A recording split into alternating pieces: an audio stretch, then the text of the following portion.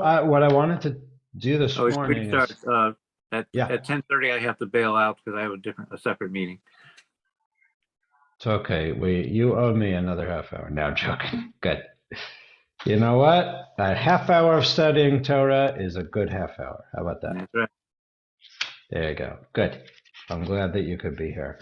So, Boker Tov and good morning. I wanted to go back to where we were a long time ago. I wanted to finish that Mishnah, which is Perkei Avot chapter 6, Mishnah 6, which are the 48 different ways to acquire Torah.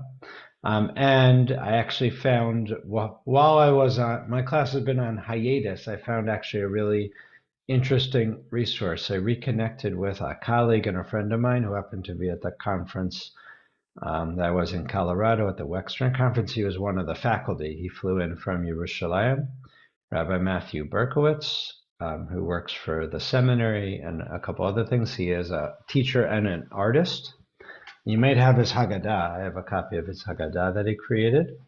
And he runs with a couple other Jewish artists a studio in Yerushalayim called Kol Ha'ot.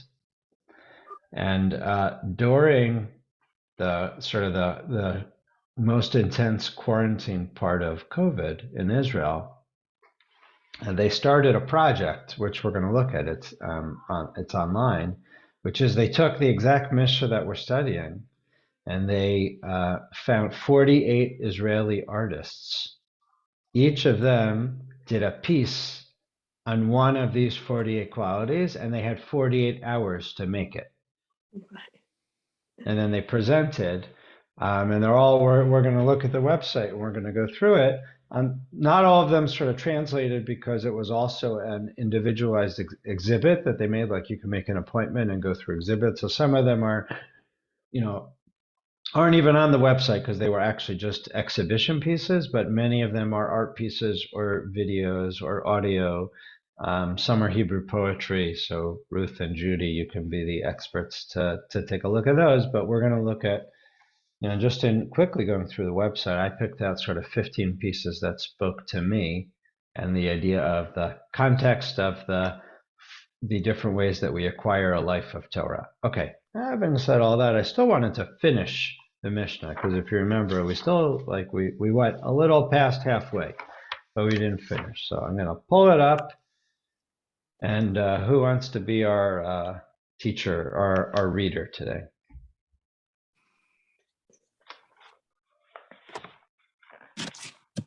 Sherry, you want to be it again? I don't want to, pick on you, but you've been our reader the last couple of times. Is Eric volunteering? Are you volunteering, Eric? I just want to let you know I'm on iPhone, so I'm not sure. Yeah, we're gonna let Sherry do it today. All right, I'll be happy to. I'll take it. Sherry and her cat. Yes. Yeah, I don't know where the cat is. I think she's sleeping in my closet. Wait, I thought, do you remember one of the things is a minimum of sleep? Do you remember that? You're not supposed to sleep a lot? Talk to the cat. Instead of talk to the hand, talk to the cat. Right. Yes. Okay, so we're going to take a look. I'm going to pull up the version from Sefaria, but if you remember, I have like 5 books open in front of me. So I'm going to give sort of different commentaries, and we're going to give our own commentaries as we go through. And then we're going to look at some of the visual and artistic representations after. So here we go. This is, I'm going to take us to the right place, but I'm just going to summarize for a second. So if you remember, right, the Mishnah in Perkei Avot chapter 6 opens, Gedolah Torah yoter min hakuhuna umin hamachut, right? That greater is the learning of Torah than that of priesthood and that of royalty, right? And then talks about, if you remember, to become a king or a queen, to become royalty, it took 30 things. To become a priest, it took 24, but to become a, whatever it means, Torah learned, rabbi, we didn't really in the end sort of define. We came up with different ideas with this, to have a life committed to Torah, right? But there are these 48 qualities that begin with study and different types of listening and different types of speech and an understanding heart, if you remember, fear, attending to sages, argumentation, study, minimum of chatter and pleasure, minimum of frivolity, right? Minimum of a preoccupation with what's happening around us in the greater world, right? By being long-suffering, by being generous. I think we did some of these we did already, but a couple stood out to me, and I don't remember us having a full discussion on it. So if it's okay, we'll sort of like back and forth and back and forth. So there was one that sort of stuck out to me that I don't remember. I'm sure we discussed it, but wanted to talk about one, if that's okay. And Sherry, then we'll get to your reading, but just wanted to see what people thought about this one. So there's one that's by acceptance of long suffering. I know we talked about that before. But then there's this phrase, which is one who recognizes their place.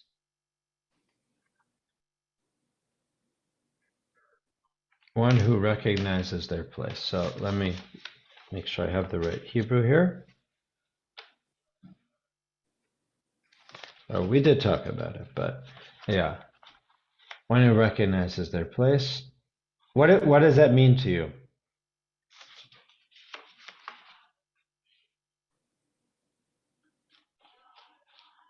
This wasn't for you, Sherry. This was a general thing. Yeah. What does it mean that someone who has a life dedicated to Torah or becoming a rabbi or something else is one who recognizes their place? By the way, the Hebrew is here. If you can see my cursor, hamakir et mekomo. Different than if you look here, ohev et hamakom. Here, makom, place, means God, right? One who loves God.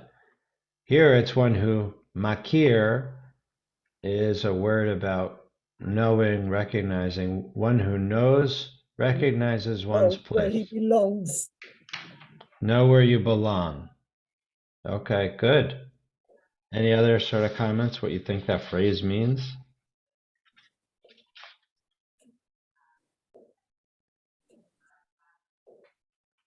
But it's also who knows his God, isn't it? Could be. Could be. His- Is that different than God. ohev? His God. Yeah, his God, right? Of course, it's all in a masculine. Sorry. Mekomo is the same word as mim komo in like the Kedusha, right? Yeah, place, right? It means place. Yeah. Yeah. There it's talking about God's place, right? Probably heaven in the Kedusha. Is the reference his here reference to God's place? I think it's to the person.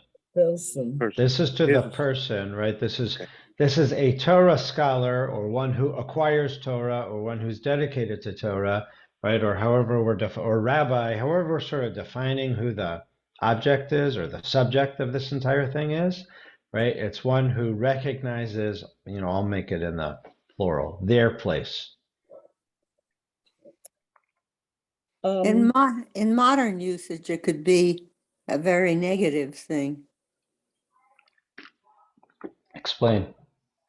The explanation where you talk about putting someone in their place.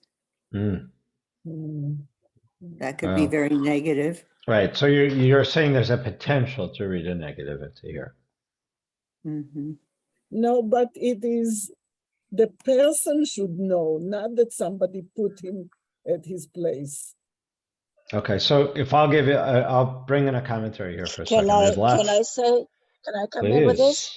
Of course. To me, it means going along with being humble, knowing where your place is in the world, what your role is in the world or in your community, what you're about. That's what it means to me. I also connect it with Hasamech Bechelko. Yes. I can't divide it. Here is a comma, but I think it's connected.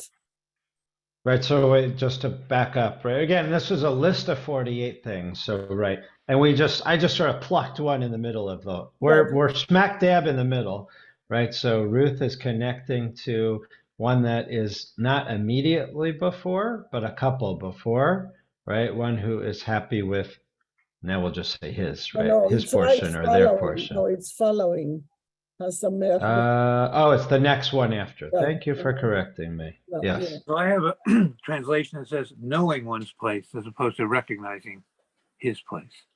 Yeah, makir is a word that means to know, but makir has a specific meaning. It's usually it implies some sort of recognition. Yeah. Yeah, it's like a little different. There's a subtle difference between makir. Like it's usually like if the difference between knowing a person and like recognizing that person. Yeah.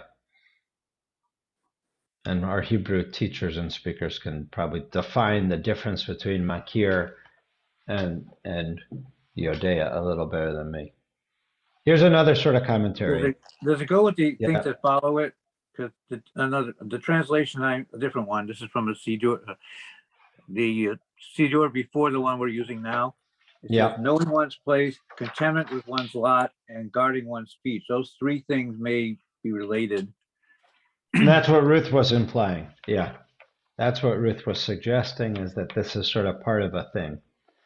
Right? Being happy with your portion is, right, I'm good, right? And you don't need to look further. And that's actually what this commentary is.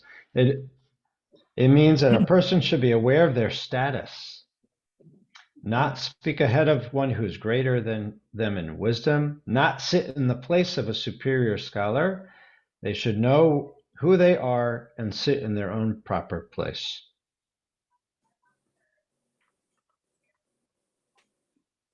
What do you think? Here we go. Here's another one. A person should have a regular place where they sit in the study hall or in the synagogue.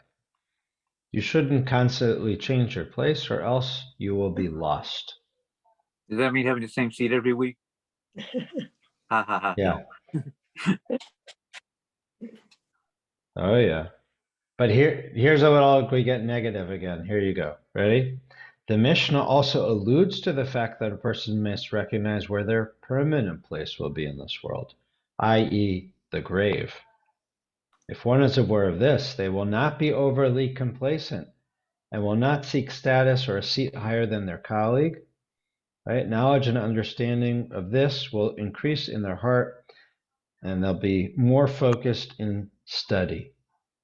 Also, that means that the ultimate place is the origin of their own soul, that their soul originated from God, and they'll try to study Torah day and night, doing good deeds and keeping the commandments.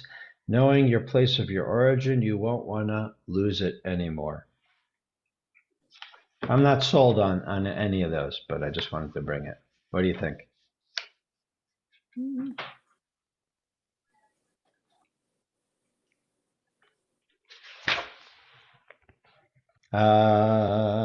One who properly assesses their own worth and does not push oneself beyond their station.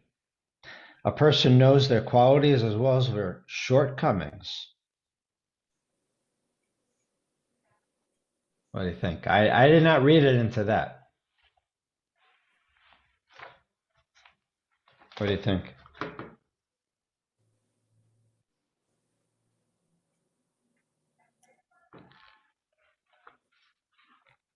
Well, part of one having learning, you learn where your learning may be limited, and there's still more learning to be done. Yeah, but that's not what this is sort of implying, though, right? I mean, the commentary. I'm not saying the actual Mishnah. I like some of the initial thoughts we came up with. Okay, let's keep going if that's okay. those who are regulars, did we get to this point? I'm trying to remember. We got right around here.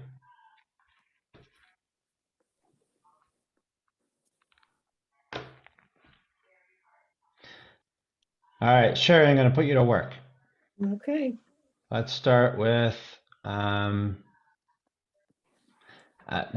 don't, did we get to faith in the sages? Where my cursor is? I don't remember if we got to that one either.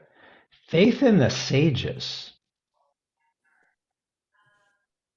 Be'emunat chachamim. What do you guys think that means?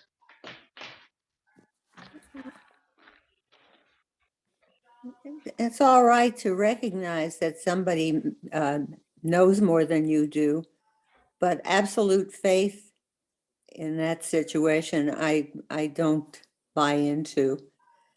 And the next one is worse, the acceptance of suffering.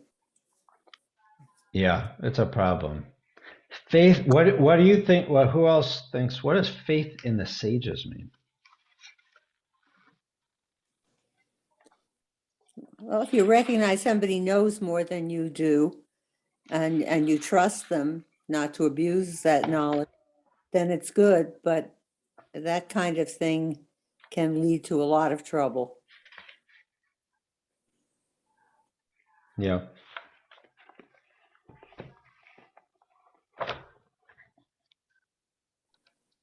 Other thoughts? Are people troubled by this idea of be'emunat hachachamim?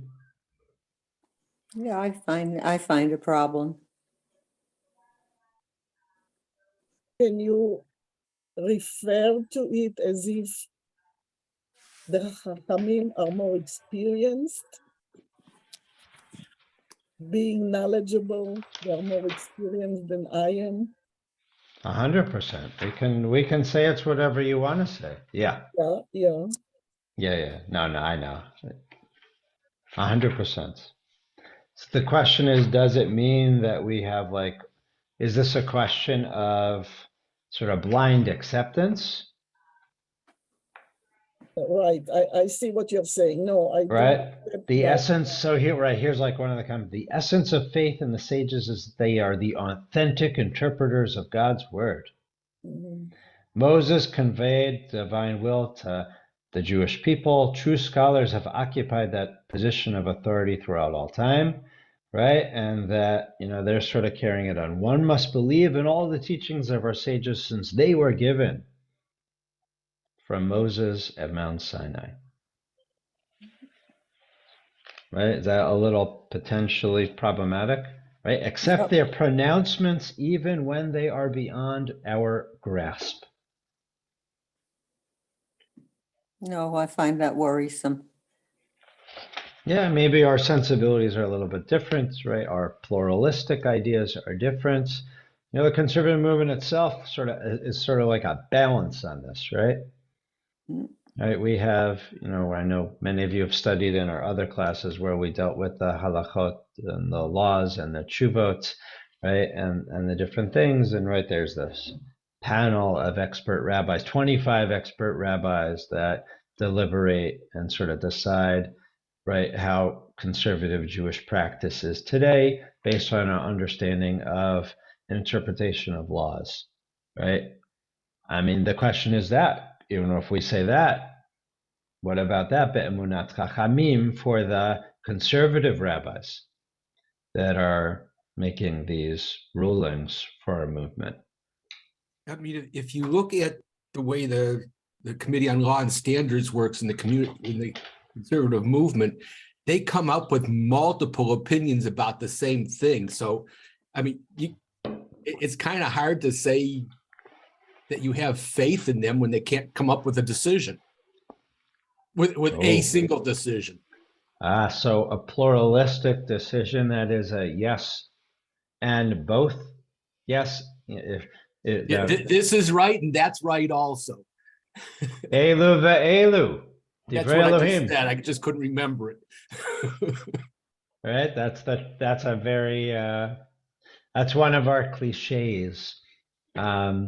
from the Talmud it is, right? That these words and these words, right, are both words of God. Well, and the other point is, I mean, it's not true here in Pirkei Avot so much. Maybe it is, but they even in, never mind. It was the same thing. I was going to say it a different way. That's all. But also, I mean, you could, if you don't say translate Chachamim as sages, then it only wise people or prudent people or then I could say maybe because I don't know better than they do. How about this? I'm going to give you a different word, which is, this is in Rabbi Twersky's commentary. He says, a true Torah scholar trusts that the teachings and instructions they receive are authentic. How about that? I don't know, that to me that sort of rang nicely. That rings nicely, but I have a problem with the whole transmission of Torah and Talmud because it wasn't written down originally. You know how we used to play telephone as kids.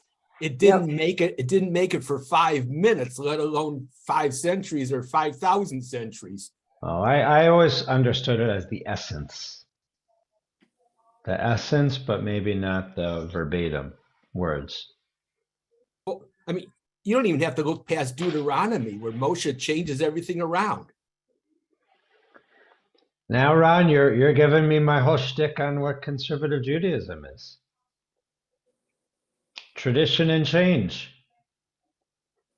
There you go. Moses was the first conservative rabbi. There's always been this thing they say Rabbi Akiva, right? Who instituted or Hillel actually. Hillel instituted the prose bowl, that workaround for the sabbatical year, Shemitah, right? Like every rabbi that made an innovation, in the last 3,000 years, even though the rabbis only existed for 2,000 years, right? Right? We say, oh, the first conservative Jew. This is being recorded. We probably shouldn't do this, but yeah, right? So, right? I mean, basically what it shows is, right? It's being recorded, but you're the keeper of the recording. I know. Shani puts them up on YouTube, though, before telling me. Thank you, Shani. We have all the last number of classes are on our YouTube page. So, I think all seriousness aside, right, I think what you're saying is, right, that throughout tradition for thousands of years, right, what we consider is Jewish law, there's been evolution, right? Jewish law is dynamic, right? And by the way, every movement follows that. Even the movements that are not legal Jewish movements, right? They follow an evolution. Same thing with Orthodoxy. Orthodox Judaism today in the 21st century is different than Orthodox Judaism in the 20th century and different than Orthodox Judaism in the 19th century. There's been evolution, and some of that evolution has been understanding of different principles and practices and changes. So, right, we're just a conservative movement sort of points to it and, calls this our sort of one of our cornerstones that makes us distinct and different. Every movement does it and sort of addresses it and promotes it in different ways. Okay, let's get back to the Mishnah. The dogs are great. Oh, hold on, I'll be right back. Is that agreement? Clearly, the dogs want to learn Mishnah with us this morning. Yeah. Well, hey, listen, why not? Their understanding may be greater than ours.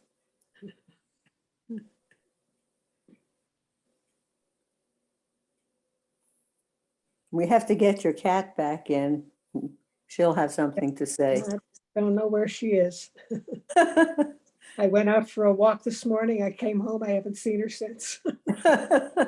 Although, like I said, my closet door is open. I said, is there a kitty in my closet? But she didn't come out. She hasn't come out of the closet, huh? One of those. Closet. Well, There was one time I went away to New York for several days, and my cat had locked herself in the closet. Oh, no. And I had no idea that she was there.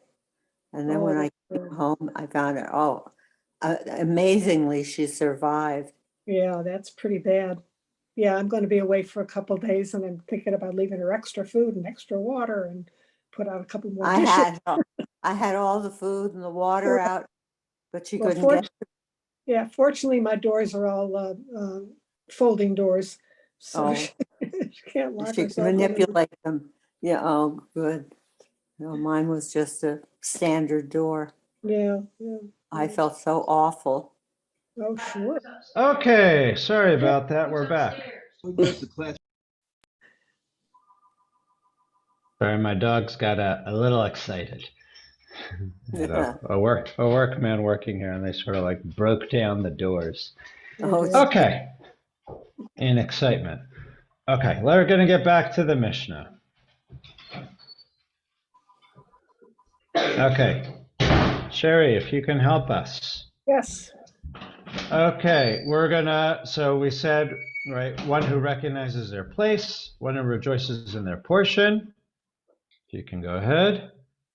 Who makes offense about his words, who takes no credit for himself, who is loved, who loves God, who loves his fellow creatures, who loves righteous ways, who loves reproof, who loves uprightness, who keeps himself far from honors, who does not let his heart become swelled on account of his learning, who does not delight in giving legal decisions, who shares in the bearing of a burden with his colleague, who judges with the scales weighted in his favor, who leads him on to truth, who leads him on to peace, who composes himself at his study, who asks and answers, who listens to others and himself adds to his knowledge, who learns in order to teach, who learns in order to practice, who makes his teacher wiser, who is exact in what he has learned, and who says a thing in the name of him who said it. We'll stop here. That's actually it. Yeah. Can we Can go Yeah, back Ron. there for Yeah, we're going back, Ron. Yeah. Thanks, who Sherry. judges with scales weighted in his favor? Yeah, I know that Sounds backwards. Yeah, it sounds backwards. I got to look at the Hebrew on that one. Oh,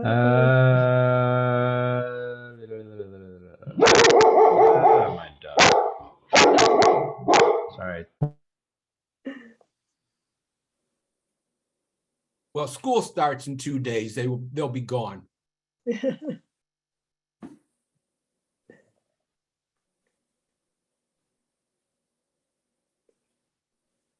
The dogs are going to school?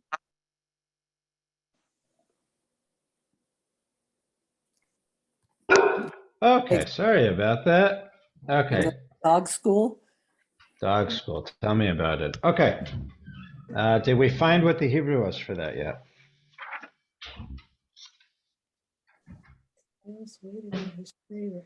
Is it machri'o lechav zchut? I don't know. I don't know what it is. I have to look at that.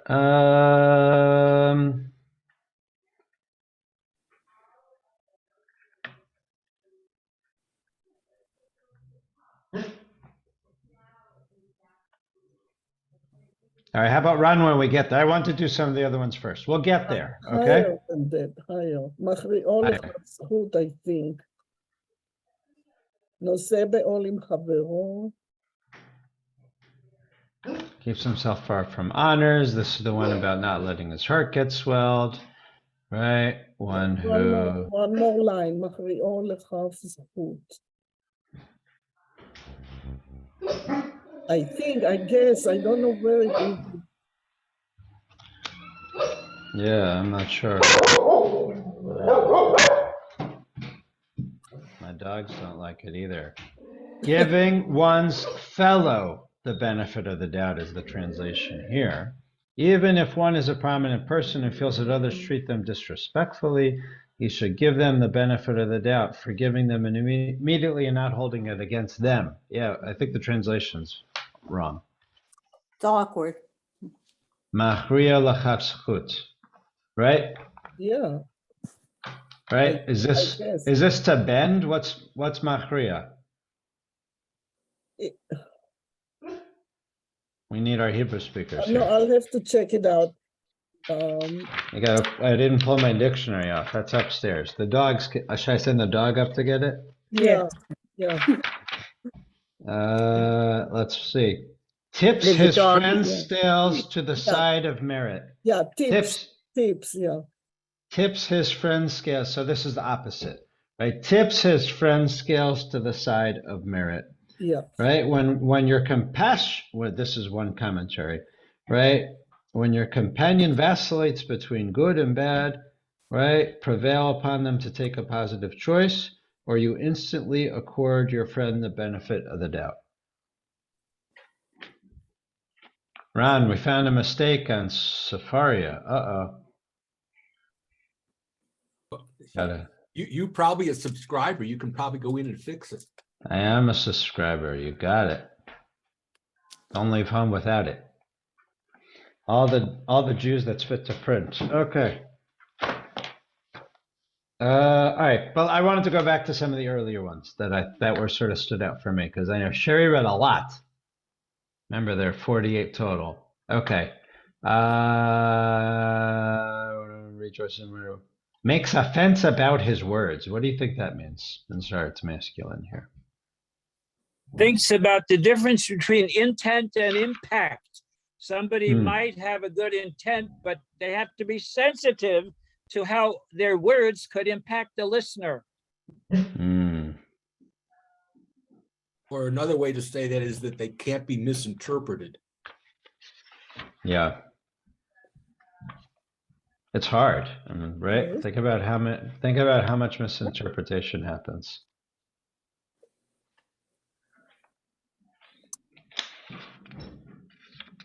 Right? Expressing your thoughts with caution so as not to stumble and fall into error or cause anyone else to do so as well. Is that something that we do all the time? I think it's harder and harder now in this world where, in the Twitterverse and all that stuff, where, what you say, is recorded and shared, and it's really hard to recover or move forward when that, especially if you perhaps say something flippantly or something you just didn't expect would hurt someone, right? Even if you didn't intend it. Although more so if it was intentional in the moment, right? You don't use the right pronoun, you can get into a lot of trouble. He, she, we, you, they, it, binary, monary, who knows, trinary, and however many categories they'll come up with. I heard there's 72 different categories at the moment. Yeah.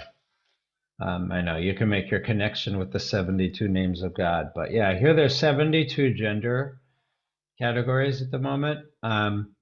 Yeah, so sort of my thinking about that, and I'm probably even old, with this discussion is, I hope people sort of give me the benefit of the doubt, try my best and acknowledge and recognize them and appreciate them for how they want to be,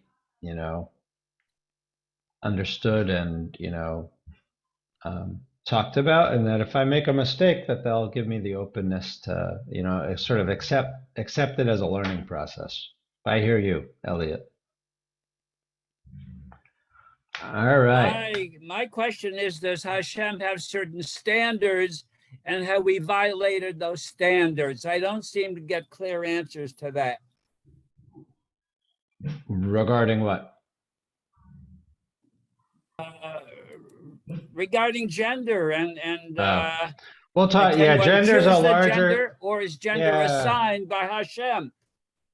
Gender's a larger conversation. Let's save that for another class. Let's do a gender class, okay?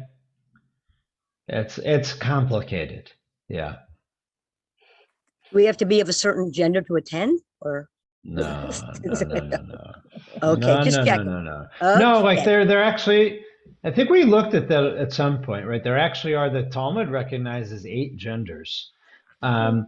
And yeah, so like, as we start to talk about it, now I will say when they recognize 8 genders, it didn't mean that they were necessarily excited about the 8 genders. It was more just an acknowledgement that there were 8 genders, right?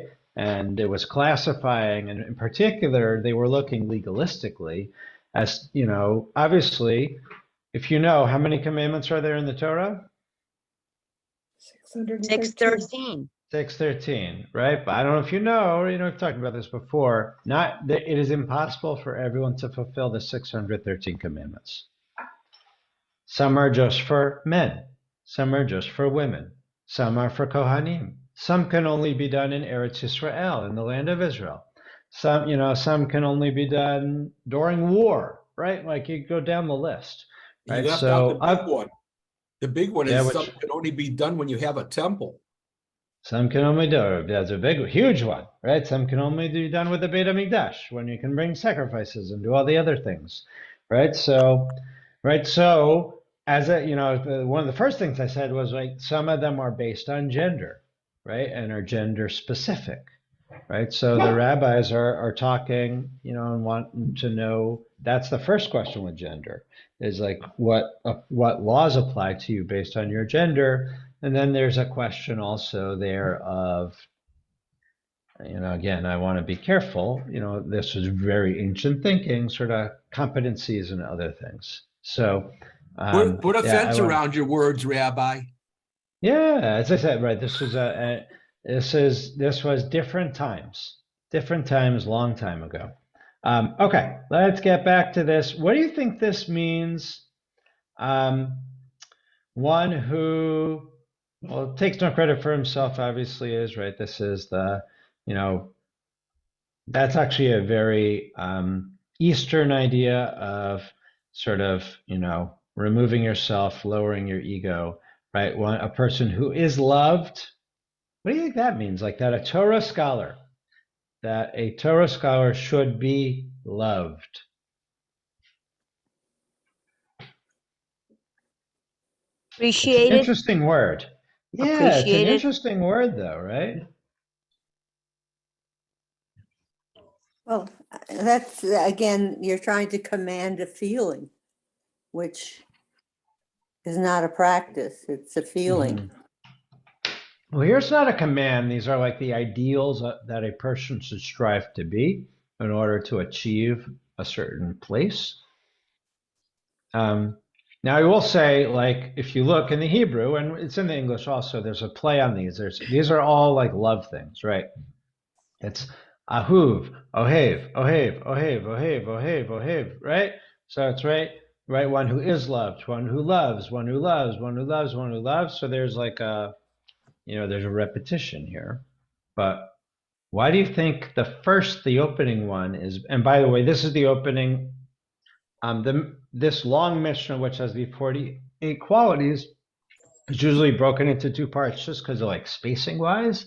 This is one of the part. There's multiple options of how they break it up. This is one of the breaking points. Who is loved? Other comments, thoughts? Why this is in the list? I think if you behave in a way that people would love you, they would be more accepting of your teaching, etc.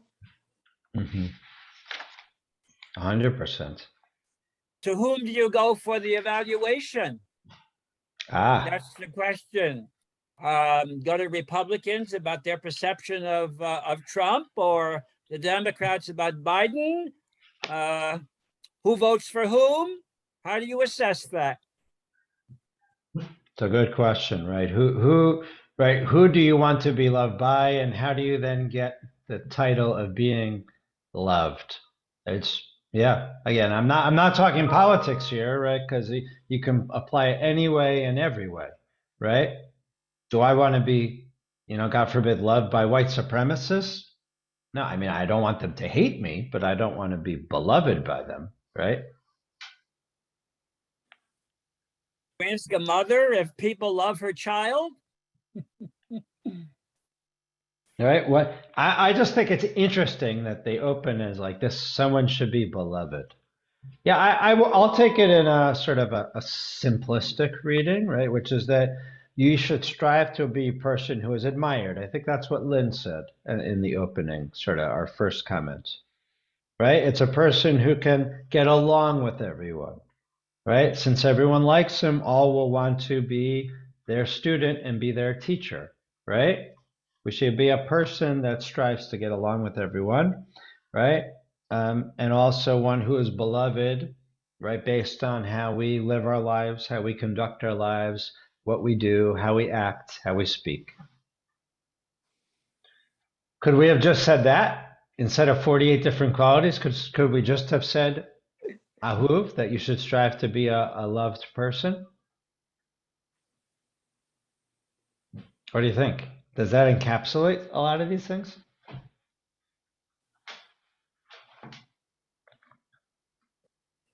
Maybe a lot of them, but not all of them. There you go. All right, good. Right, so one Yeah. who loves God, obviously. Oh, did you want to say something? Yeah, I was going to say that you obviously love your dogs, but if your dog is doing a lot of barking, your neighbor may not love your How did dog. you know? How did you know? How did you know? How did I know? Yeah, we'll talk about that offline. I might need a therapy session about that. My dog might need dog therapy. Oh, I like that. That was a good one, Jackie. Okay, right. So one who is loved, right? One who loves God, one who loves fellow creatures, right? That means humanity, right? One who loves righteous ways, and that's pretty indicative. But how about this? One who loves reproof, one who loves uprightness. I mean, like some of these sort of seems natural, but then in the midst of one who loves righteousness, one who loves uprightness, right? And it says one who loves reproof. Who here loves reproof? Gotta have a strong ego. Yeah, that was not so easy. Yeah, and again, like, is love the right word here? Again, they're playing on this word love. You know, the rabbis are. The rabbis, if you remember, the Mishnah was not originally written down. The Mishnah was oral, and they did a lot of sort of vocal and verbal cues. There was a rhythm, actually, and a meter. Has anyone here, let me just stop the share for a second. It's poetry. Yeah, it's sort of poetry. There's a rhythm and a meter. I never studied with him, but there was a professor at the seminary who taught Mishnah. Somehow I never learned with him. He made his class memorize like certain chunks of chapters and recite it in a meter, in a specific meter, because that's how it was originally done, right? The Mishnah was recited orally. It was never written down. So perhaps just this, Ohev, Ohev, Ohev, Ohev was a memorization piece. Even though, again, like loving reproof, who loves reproof here? What's the purpose of reproof? To improve the person being addressed. Yeah, like who loves getting critiqued? Right, and reproof is even like a stronger word than critique. Yeah, because it's totally negative. A critique can be positive too. Yeah, like again, like if you were gonna say like that a sage, that someone who dedicates their life to Torah should some blank reproof, what word would you put in? Except, would it be love? Accept reproof. Okay. What word would you put in? Understand. Okay.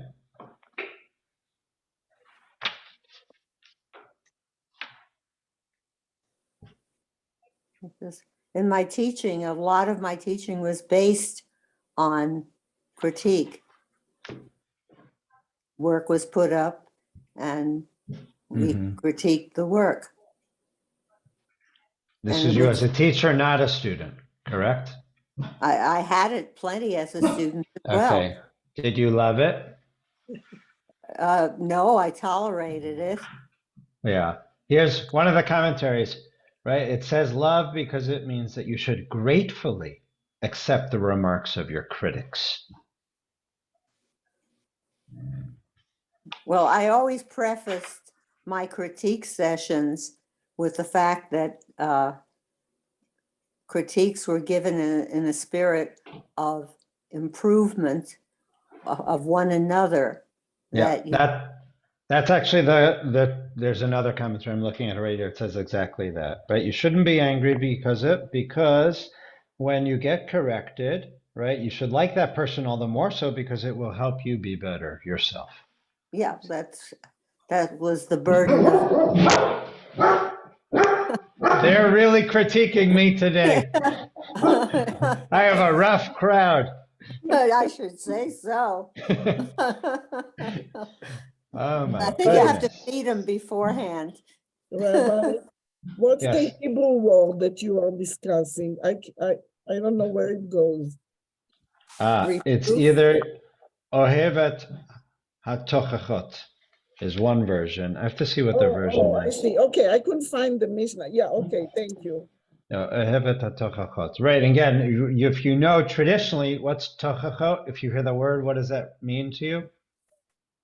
It's Well, it means reproof, but there's a specific, there are those two sections in the Torah where God curses the Jewish people, and they're read really fast in a hushed tone during the Torah readings. If you remember the Tochachot. Yes. Yeah, so here's that same word. One of those is Kitetse, isn't it? Or Kitavo, Yeah. one of those two. Yeah, I think it's Kitavo, and there's also one in Leviticus. Yeah. In Bachukotai, if memory serves correct. Okay.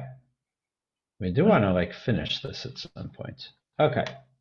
I guess next week we're going to look at all the visual things and finish what we don't finish today. Okay.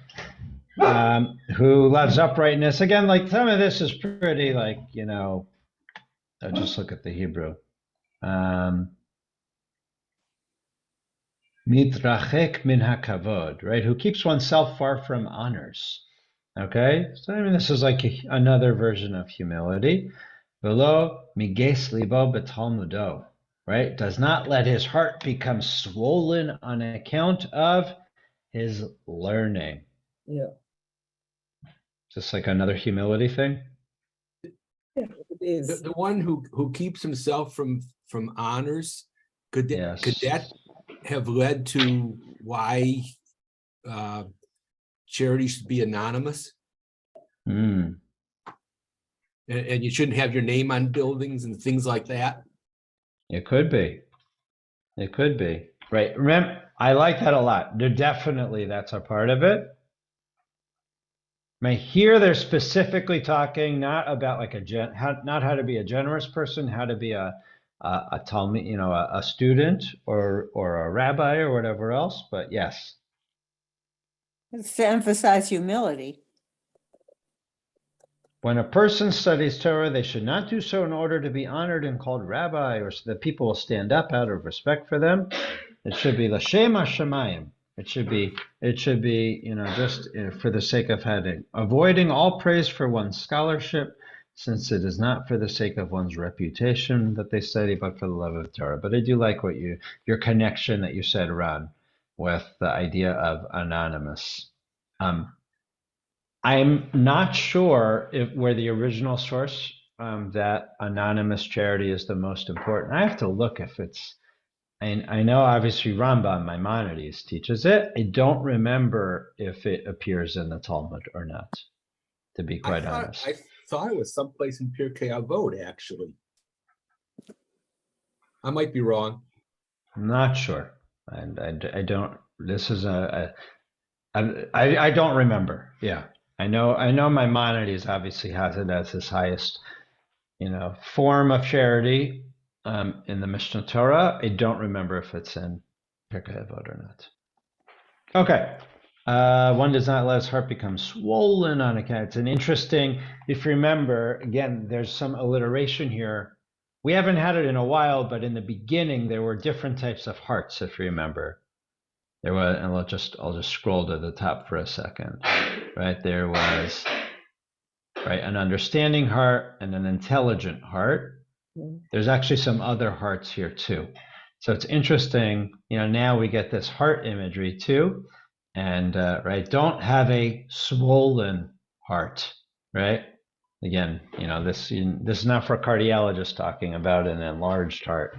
But right, that we shouldn't puff ourselves up and feel so good. Like, I've studied so much, I'm so great.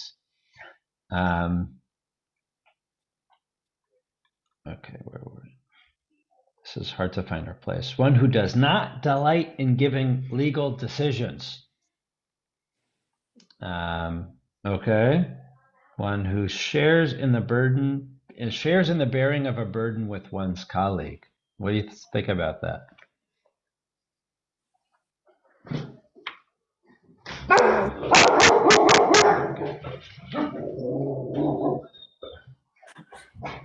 I think they don't like this discussion. They're like, we've already studied this, Dad. Yeah. What do you think about that? If you look in the Hebrew, it's not really burden, it's yoke, right? It's that idea of the, sharing a plow, right? If you have to, carry something that you're literally carrying it together. Mm-hmm. Yeah.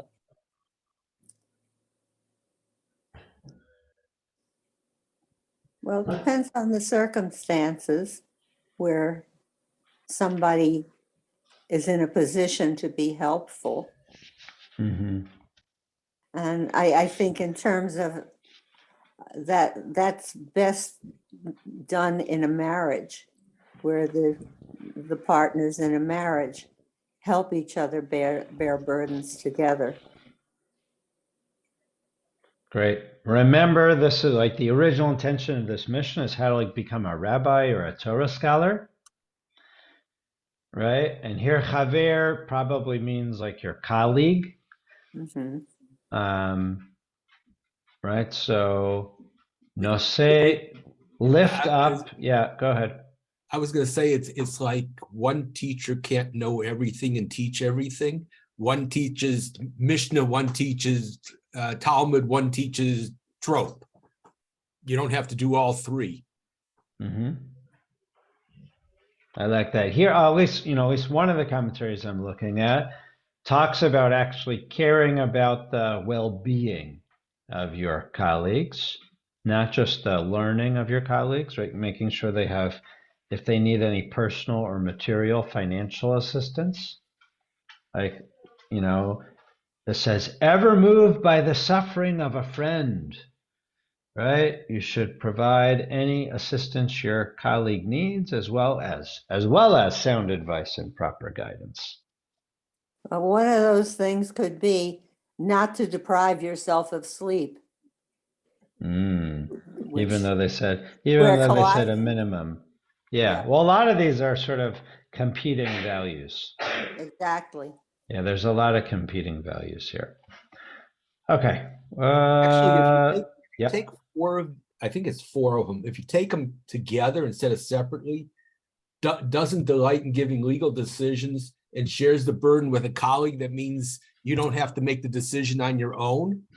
And then the next one with judging that I complained about before is you're weighting the scale towards the accused as opposed to yourself. And you go on to the next one, but only to seek the truth. I like that. So they build upon each other. I'm saying those four go together. And I agree. There's definitely groupings, and we saw that before, right? There were groupings of ears and how to listen, right? Groups of how to speak, right? We can definitely group these 48, right? And then if you wanted to even continue, then it's right, lead them onto truth, lead them onto peace, right? Yeah. 100%. Right? Who And composes certainly wanting to help a fellow man, another colleague, is an admirable quality. Yes, 100%. Okay. Just to look at the Hebrew for a second of who leads him onto truth and who leads him onto peace. Where's our Hebrew speakers here? Let me just find the spot. Ma'amido al ha'emet, ma'amido al ha'shalom. What does ma'amido mean? Does it mean to lead onto, or how would you translate it? Place him, put him up. Yeah, like stood him up. Raise or raise. Right, it's from the word amidah, Yeah. right? I was going to say it's from the root, from the same word as amud, where you have the stand in the front. Yeah, so the commentary I'm looking here translated as establishes that person, right? Like as I think it's a better translation, like what Ruth said, right? What did you say? It was good. I forget now. Raised him up. Raise him or have him stand. Yeah. Yeah. By the way, that word way Up. back when, noset, is to carry your friend's burden, is also another lifting word. It's a different lifting word. Yes. Yeah. Lifting, tipping, right? Raising. These are interesting words that are appearing here, right? These are actually, very, very active words. Yeah. Right? Very physical words that we're talking about in sort of a very abstract thing. Right? And even this word, mit yashev libo, there we go. The bearing of a burden. Yeah. Yeah. Right. So these are really physical words that are happening. And thanks, the cat joined our Torah study too, as it's after 11. So I will do one more minute and wrap up. Sorry for all the dog intrusion today. Dog day afternoon. It was a dog day morning, I guess. Morning. Yeah. Oh, yeah. So we're going to just do one more. We're going to wrap up next week and do the art piece for the second half of next week. So we can do these. So let's just look at one last one because I know it's 11:02. I also just a sense, right? Noseh is a really powerful word. Also, I mean, obviously we have Parshat Naso, Yisa Adonai Panav Elecha, right? This is a word that is sort of another sort of active verb of lifting up or carrying that we use. Vayihi bin Soharon Vayomer Moshe, right? All this, like, there are all these, that was when the Ark of the Covenant was lifted. These are all really interesting active words that have a lot of different meaning. Let's just look at this last phrase. Mit yashev libo b'talmudo. The translation here is who composes oneself at one's study. What do you think that means?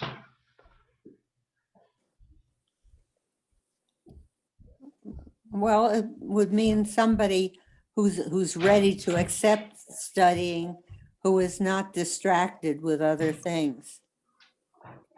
Okay, what do you think? Would anyone know, how would you translate mit yashev?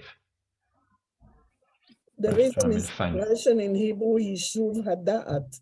So yes. Settling your mind.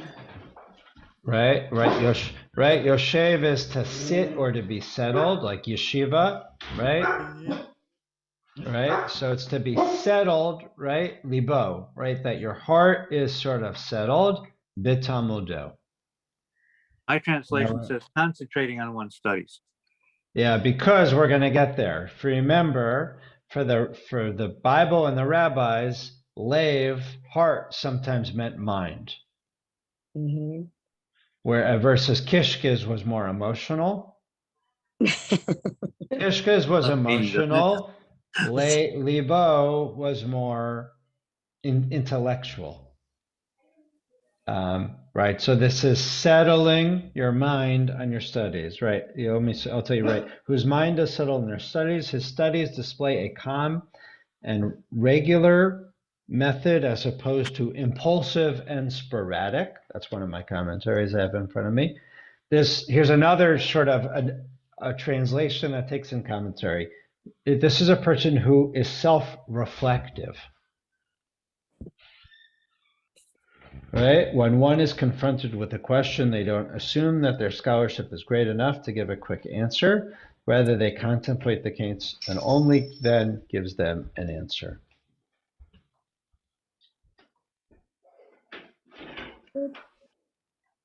Other thoughts about where we're closing with this one. What a person who is, supposed to be a rabbi, a student, a Talmud scholar, someone dedicated to Torah, should meet Yashev Libo, right? Sit in their heart about their studies. To be settled with their studies. I personally like the being sort of self-reflective. What do you guys think?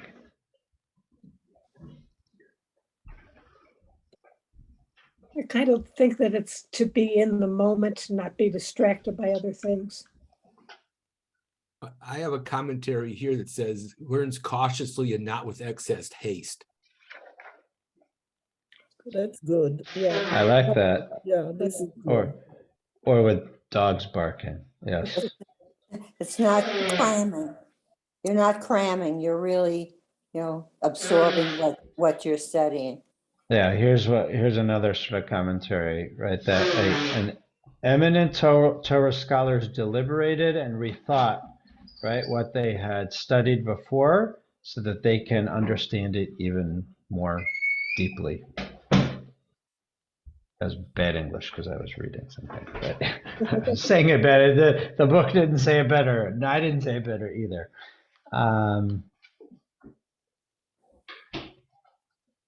Deliberating and rethinking, right? So sort of like rethinking and sitting through and going through things more. So now that we've spent, week whatever on this Mishnah, I hope that you're all going to be mit yashev libo, right? That you're going to be sort of sitting in this, sitting in these commentaries, betalmudo, right? In our studies together. So that we'll finish the Mishnah next week and look at some of the artistic renderings of the 48 qualities. Thanks for studying with me, and sorry for the work and dog issues.